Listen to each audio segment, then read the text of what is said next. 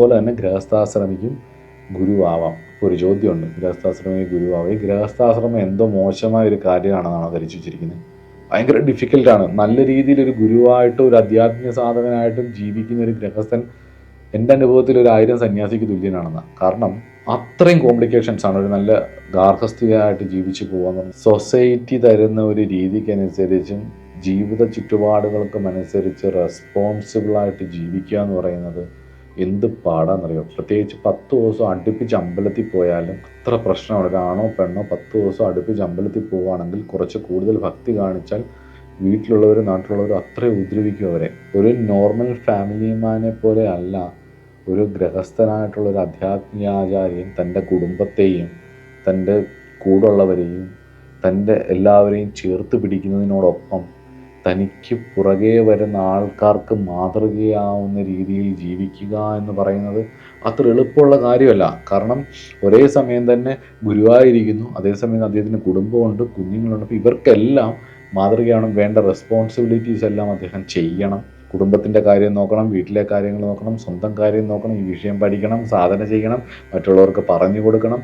അങ്ങനെ നിരവധികളായിട്ടുള്ള ചലഞ്ചസിലൂടെയാണ് അദ്ദേഹം പോകുന്നത്. അതുകൊണ്ട് തന്നെ നമ്മുടെ ഭൂരിപക്ഷം ഋഷിമാരും ദുർവാസാവ്, നാരദ മഹർഷി തുടങ്ങിയിട്ടുള്ള കുറച്ച് പേരൊഴിച്ചാൽ ബാക്കി ഭൂരിപക്ഷം ഋഷിമാരും ഗൃഹസ്ഥാശ്രമികളായിരുന്നു എന്നുള്ളതാണ് മോഡേൺ ഫിലോസഫി. പ്രത്യേകിച്ച് ബുദ്ധമതം അതിനുശേഷം ഉണ്ടായിട്ടുള്ള മോഡേണായിട്ടുള്ള പടിഞ്ഞാറൻ നാടുകളിൽ നിന്ന് വന്ന പല മതങ്ങളുടെയും ഇൻഫ്ലുവൻസും പല ഫിലോസഫികളുടെയും ഇൻഫ്ലുവൻസും നമ്മുടെ വിദ്യാഭ്യാസത്തിലേക്കും അതുപോലെ തന്നെ ബുദ്ധമതത്തിൻ്റെ മഹായാന ബുദ്ധിസത്തിൻ്റെ ഒക്കെ ഒരുപാട് ഇൻഫ്ലുവൻസും ഒക്കെ പല ഏരിയകളിലൂടെ നമ്മൾക്ക് വന്നതുകൊണ്ടാണ് നമ്മൾ വിചാരിച്ചിരിക്കുന്നത് ഗാർഹസ്ഥ്യം ആധ്യാത്മികതയ്ക്ക് എതിരാണെന്നുള്ളത്.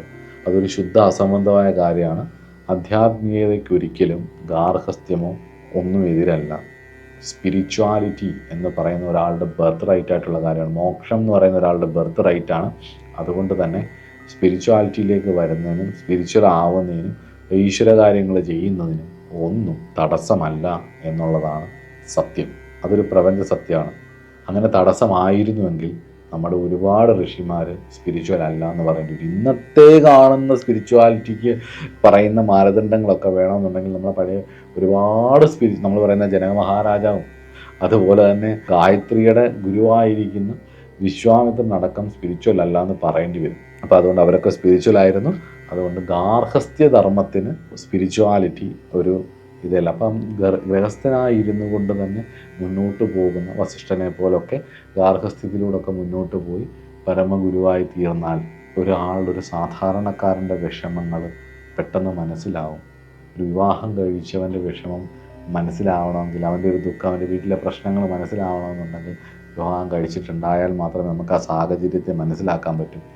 മക്കളുള്ള ഒരാൾക്ക് പുത്രദുഃഖത്തെക്കുറിച്ച് എന്താണെന്ന് മനസ്സിലാവത്തുള്ളൂ. അപ്പം അതാത് സാഹചര്യങ്ങളെ കൃത്യമായിട്ട് മനസ്സിലാക്കി വേണ്ട കാര്യങ്ങൾ പറഞ്ഞു കൊടുക്കാൻ ഒരു ഗൃഹസ്ഥനായിട്ടുള്ള ഗുരുവിനും പറ്റും. അതുകൊണ്ട് തന്നെ ഒരു സാധാരണ ഗൃഹസ്ഥാശ്രമി എന്നുള്ളതിനപ്പുറമായിട്ട് ഇത്രയും ഒരു കുരുക്ഷേത്ര ഭൂമിയിൽ കിടന്ന് യുദ്ധം ചെയ്യുന്നവരെയാണ് ഒരു ആചാര്യനായിട്ട് ഇരുന്നുകൊണ്ട് ഈ പറഞ്ഞ സാഹചര്യത്തിലൂടെ പോകാൻ എഫക്റ്റീവായിട്ടും വളരെ ജെന്യൂനായിട്ടുള്ളൊരു കമ്മ്യൂണിക്കേഷൻ തൻ്റെ സൊസൈറ്റിക്കും അതുപോലെ തന്നെ ഫ്രണ്ട്സിനും തൻ്റെ സർക്കിളിനും തൻ്റെ ആൾക്കാരുടെ ഇടയിലും തൻ്റെ ഫാമിലിക്കും എല്ലാത്തിനും തൻ്റെ ജീവിതം കൊണ്ടും തൻ്റെ ചുറ്റുപാടുകൾ കൊണ്ടും തൻ്റെ പ്രസൻസ് കൊണ്ടും ഒരു മാതൃകയായി തീരുക എന്ന് പറയുന്നത് ഇറ്റ്സ് വെരി ഡിഫിക്കൽട്ട്. ഭയങ്കര ബുദ്ധിമുട്ടുള്ളൊരു കാര്യമാണ്. സോ അതായി മാറുക എന്ന് പറയുമ്പോൾ അങ്ങനൊരു ഗുരുവിനെ കിട്ടിയാലും നല്ലതാണ്. അതുപോലെ തന്നെ ദേവിയുടെ അംശമായിട്ടുള്ളത് കൊണ്ട് തന്നെ ശ്രീമാത എന്നല്ല ലളിതാ സഹസ്രനാമമൊക്കെ തുടങ്ങുന്നത്. അപ്പോൾ അമ്മയായിരിക്കുന്ന സ്ത്രീയായിരിക്കുന്ന ഗുരുവാണെങ്കിൽ അത്യുത്തമം എന്നാണ് പറയുന്നത്. അപ്പോൾ സ്ത്രീകൾക്കും ഗുരുവാവാം, ഗൃഹസ്ഥാശ്രമിക്കും ഗുരുവാവാം, സന്യാസിക്കും ഗുരുവാവാം. പക്ഷെ എല്ലാവരും ഈ ശാസ്ത്രത്തിൻ്റെ വിധിപ്രകാരം ദീക്ഷിതരായിരിക്കണം, നല്ല രീതിയിൽ സാധന ചെയ്തിട്ടുള്ളവരായിരിക്കണം, ഒരുപാട് അനുഭവങ്ങളുണ്ടായിരിക്കണം, തപസ്വാധ്യായ നിരതരായിട്ട് കുറേ കാലം ജീവിച്ചിട്ടുള്ളവരായിരിക്കണം, ആ ഒരു തെളിച്ചം ഉണ്ടായിരിക്കണം. അതാണ് മെയിൻ ക്വാളിഫിക്കേഷൻ. തപസ്സാണ് മുഖ്യം, ഫാൻസി ഡ്രസ്സല്ല. കാവ്യവേഷമാണെങ്കിലും ചുമല വേഷമാണെങ്കിലും ഈ ഷാളൊക്കെ ആണെങ്കിലും നമുക്ക് മാർക്കറ്റിൽ കിട്ടും, മേടിച്ചിടാം, കുറിയും കിട്ടും മാർക്കറ്റിൽ. അതല്ല, തപസ്സാണ് മുഖ്യം.